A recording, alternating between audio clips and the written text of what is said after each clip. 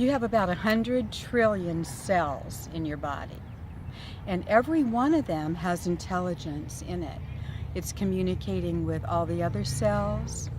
All the other cells are communicating with it. Every part of your body is detecting huge amounts of data from the external environment, from our thoughts, from what we eat, from everything that we interact with, from light, sound, gravity. Everything causes responses. You can actually tune in and feel your responses to things so that you make better choices. I'm going to give you a couple of examples here. Just shift your energy down into your body. Most of us are walking heads, and this is the part of you that is way more sensitive to way more data. So that's what we're tuning into.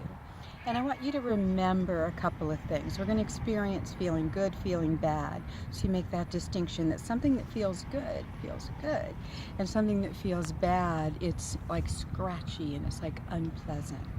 So let's start with a really interesting exercise where you imagine you're taking a nice, ripe, juicy lemon, and you cut it with a knife, and the juice is running down your arm, and you can smell it, and just squeeze some of that juice in your mouth, or bite into that lemon.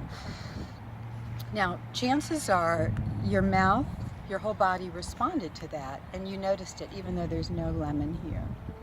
So while we can use all kinds of devices to measure our response to things, we can use muscle response testing, you can use a pendulum, you could use a computer that you hold on to electrodes, you could do lie detector machines, galvanic skin response, all kinds, electrical encephalograph. There's all kinds of ways you can detect your response to things, but you've got a built-in sensing device that is your inner guidance system. So just like you could actually experience an imaginary lemon, when you're about to eat something, for example, and you don't know for sure that it's really going to be good for you, that it's safe, you don't know those things, but you can know those things with that innate intelligence. So let's practice a couple of ways you can actually feel whether something is good or bad, whether it's beneficial or harmful.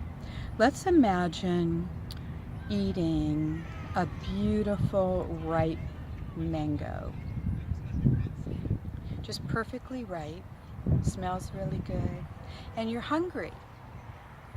Now feel how nice that feels. Feel your belly, for example. Feel the skin on your belly. It feels soft, it feels receptive and open. It feels good. Now imagine if that mango was left on the counter for a week, and there were some ants on it and a little mold growing on it, and it was a little rotten here and there. Now imagine looking at that and measuring your response to maybe eating that. It doesn't feel as good, does it? It's kind of scratchy, kind of tight, contracted. Now think about a beautiful sound like birds singing, and feel what that feels like on your skin, on your belly. A baby laughing, a gentle waterfall, a stream, laughter, music, beautiful music. And now an alarm all of a sudden, pots and pans clanking together, the styrofoam cooler squeaking in the back seat as you're driving to the beach. Feel those. You can translate your ability to distinguish that feels good and that feels bad using simple techniques like this. I'm going to show you one more. You can also stand with your feet very close together so you don't have a real wide balanced stance, and you can close your eyes and you can hold something up to your body, and you either lean away from it or lean into it. So if you lean into it, it's an attraction. If you're leaning away from it, you're actually being repelled by it. So there's a couple of ways you can test things. Start practicing, especially with whatever you eat and drink, because you do a lot of that all day long. It's a great opportunity for practice. And then I'll come back and show you how to do the same thing more tangibly, more concrete with a tool. a pendulum for dowsing, or another tool, muscle response testing, to measure the body's responses. Put it to great use. It's a wonderful day to work and play. Aloha kia kua.